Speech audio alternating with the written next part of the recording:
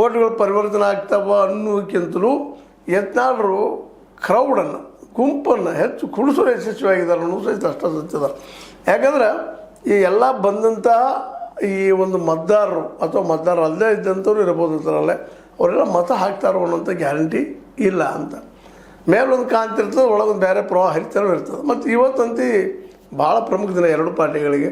ಎರಡು ಪಾರ್ಟಿಗಳು ಒಬ್ಬರೊಬ್ರು ಟೀಕೆ ಮಾಡ್ತಿರ್ಬೋದು, ಅವ್ರು ಸುಡ್ಗಿಸ್ತಂದಾರ, ಇವ್ರು ಸುಡ್ಗಿಸ್ತಂದಾರ, ಅವ್ರ ಮೇಲೆ ಅವ್ರ ಆರೋಪ ಮಾಡ್ಬೋದು. ಆರೋಪ ಮಾಡೋದಕ್ಕಂತ ಇಂಥ ಗರಾರಿಲ್ಲ. ಯಾಕಂದ್ರೆ ಸಿದ್ದು ಆಗೋದಿಲ್ಲ ಅವೆಲ್ಲ. ಅಪರಾಧ ಪರಿವರ್ತನೆ ಆಗಿ ಅವ್ರಿಗೆ ಶಿಕ್ಷೆ ಆಗೋದಂತ ಭಾಳ ದೂರದ ಮಾತು. ಮತ್ತು ನಮ್ಮ ಅಧಿಕಾರಶಾಹಿ ಜನ ಹೆಂಗಿರ್ತಾರಪ್ಪ ಅಂತಂದ್ರೆ ಎರಡೂ ಕಡೆ ಬ್ಯಾಲೆನ್ಸ್ ಹಾಕೊಂಡು ಹೋಗ್ತಾರೆ ಅವರು.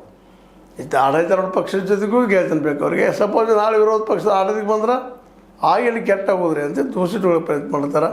ಹೀಗಾಗಿ ಏನಪ್ಪ ಅಂತಂದ್ರೆ ಯತ್ನಾಳರ ಮಾತಿಗೂ ಬೆಲೆ ಕೊಟ್ಟ, ಇವ್ರ ಮಾತಿಗೂ ಬೆಲೆ ಕೊಟ್ಟ. ಆದಷ್ಟಪ್ಪ ಒಂದು ಬ್ಯಾಲೆನ್ಸ್ ಕಾಯ್ಕೊಂಡು ಹೋಗುವಂಥ ಈ ಸಂದರ್ಭದಲ್ಲೇ ಮೇಲ್ನೋಟಕ್ಕೆ ಬಾಗಲಕೋಟೆ ಮೋಸ್ಟ್ಲಿ ನಮ್ಮ ಚಲಂತಿ ಮಠದ ಪಾಲಾಗ್ತದೆ ಏನೋ ಅನ್ನುವಂಥ ಸಂಶಯಗಳು ಸಹಿತ ಕಾಡ್ಲಿಕ್ಕಿದ್ದಾವೆ. ಯಾರಿಗೆ ಗೊತ್ತು ಏನಾಗ್ತದೆ ಅಂತೇಳಿ. ಯಾಕಂದ್ರೆ ಸೂಕ್ಷ್ಮ ವಿಷಯ ಆಗ್ತದೆ ಈ ವಿಷಯದಲ್ಲೇ.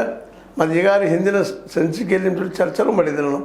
ಯಾವ ಮತದಾರರು ಸಹಿತ ವಿಶೇಷವಾಗಿ ತಾವು ಯಾರಿಗೆ ಮತ ಹಾಕ್ತೀವಿ ಅಥವಾ ಹಾಕಿದ್ದೀವಿ ಅನ್ನೋದು ಭಾಳ ರೇರಾಗಿ ಹೇಳ್ತಾರೆ.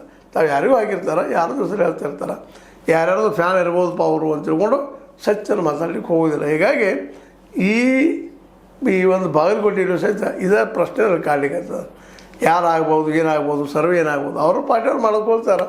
ನಮ್ಮದು ಗೆಲ್ಲೋ ಸರ್ವೆ ಐತಿ, ನಾವು ಗೆಲ್ತೀವಿ ಅಂತ ಹೇಳ್ತಾರೆ ಅವರು.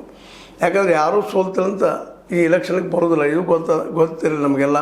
ಯಾಕಂದ್ರೆ ನಾವು